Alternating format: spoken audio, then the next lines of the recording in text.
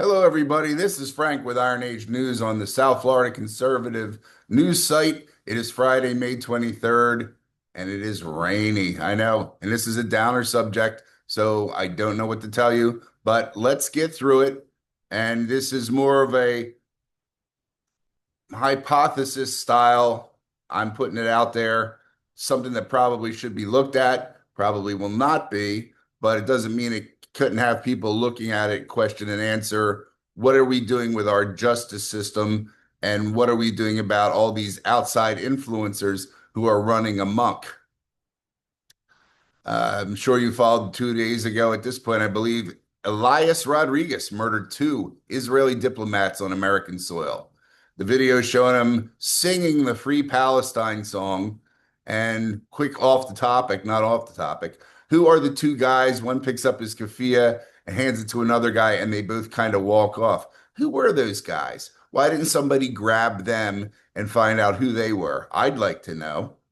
So he sings his Free Palestine song, and they're putting the cuffs on him, and he has pulled the trigger and he's murdered these people, and he's standing right outside of the Jewish History Museum in Washington, D.C. So don't be fooled. If you've seen Justice Janine, whatever, it is not a hate crime. It was not a protest gone wrong. It is a foreign war that has been brought to our doorstep by a man who knew exactly what he was doing. So we're going to be asking the question the Justice Department under Pam Bondi will not ask is, why is this terrorist still here? Why haven't we extradited him to Israel, the nation he targeted, and the home of the people he murdered? Okay. Sounds a little heavy, but bear with me. Let's be clear, okay? Elias Rodriguez didn't act out of blind rage. He wrote a manifesto titled Escalate for Gaza, Bring the War Home.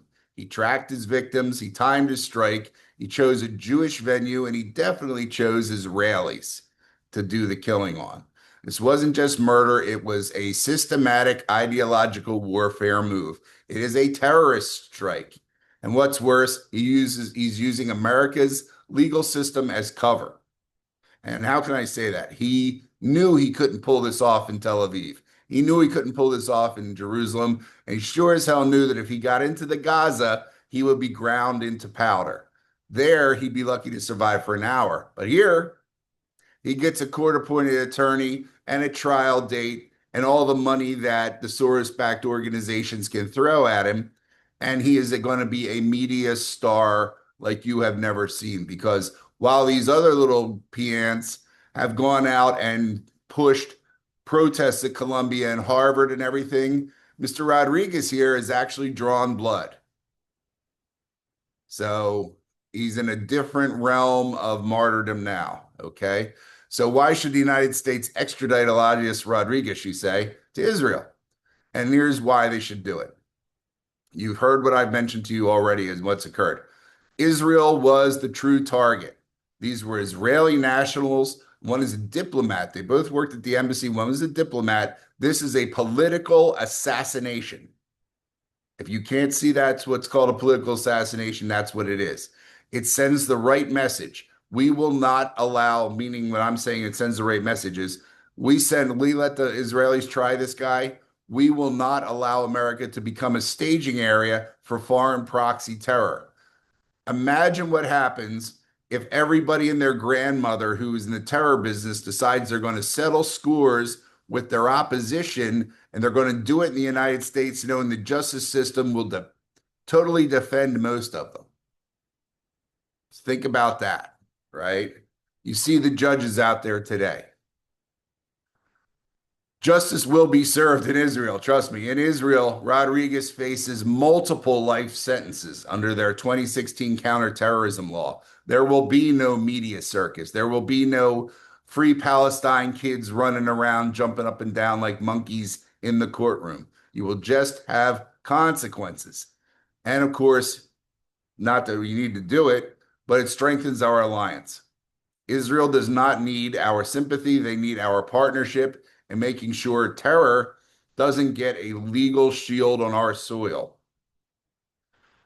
And yeah, if you go to the www.southfloridaconservative.com site, we have all the tables of how the laws would be broken down for you. If you want to understand what he would really be facing in Israel versus what he is facing in the United States and the times and everything else, you'll see where I'm coming from with this.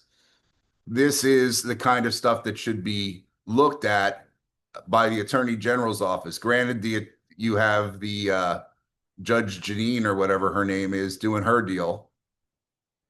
And I don't hear anything from Pam Bondi's office. Again, the Attorney General, most high-profile assassination that's occurred since the assassination attempt on Donald Trump. And where are we on that still, right? So what about the law? Does an extraditing U.S. citizen get complicated? Yes, but it's not impossible. We have an extradition treaty with Israel, and nothing in that treaty prohibits us from doing the right thing if we have the backbone to do it. What's missing isn't legal grounds, it's the political will. Our DOJ is too worried about optics, too afraid of headlines, too cautious about offending radicals with Free Palestine signs. I still am skeptical as to how much control the Trump administration has over the DOJ, let alone over the FBI. Call me irresponsible, but does it look like they're doing their jobs at the level they could? I don't see it, right? So here's what happens if you don't extradite him. Rodriguez is probably going to become a symbol for the radicals, who now know they can strike at foreign targets here and get a courtroom and not a death penalty, not a coffin, as they would say. Courtroom, not a coffin.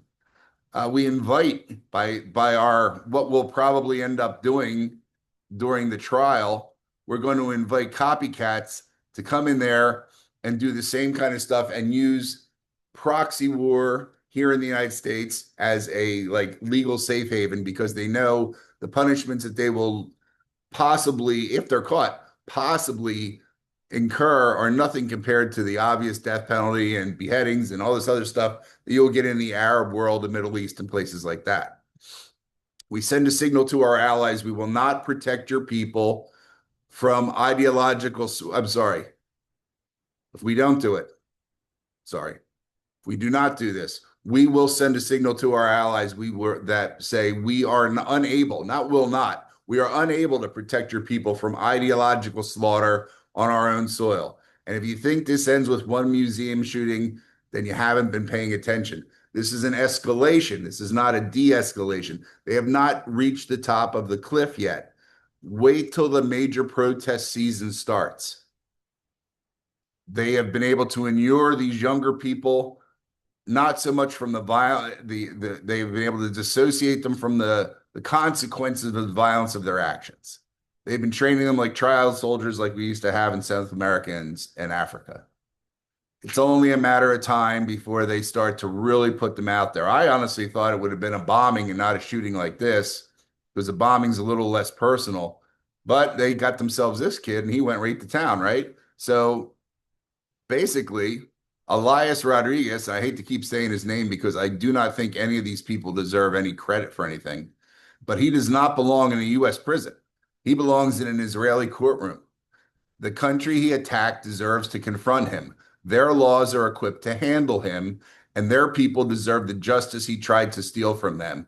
What are you going to say to the family of these two people, whether they let him walk or they give him 5 years or they say he just needed to be hugged? You're going to say, well, fuck them. They were all from Israel anyway, right? Which people will say, until it's people from pick a country that you like that has a terror problem, all right? It's time we grow a spine. Extradite this terrorist, not tomorrow, but now. Extradite this man. Granted, of course, the Israelis have to ask for it, but we can let them know that we are open to the idea.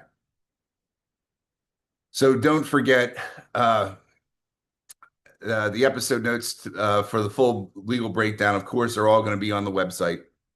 And we're going to be doing more along this lines, because what is occurring, you'll see worldwide, as they like to use the word, the rule of law. The rule of law, as applied to what they're talking about, is Western civilization. They want to bring it down. And they say they are protecting the rule of law, but they are protecting, the rules of the jungle, the rules of Marxist Leninism. And knowing that people This guy is such a tough guy. He's such a freedom fighter that he's going to do it here. You'd have more respect for that. What was that guy's name? Walker, the American Taliban guy. At least he went over and fought with the Taliban. These guys are afraid of giving up creature comforts to go out and do all this work, right? So if they want to pretend that they're a terrorist of a Hamas member, let them go live with the Hamas members in some locked up jail down in Israel. Why are we going to spend the money on it? It's just me. So anyway, that's all I've got for you on this one. Have a good night. Talk to you later on.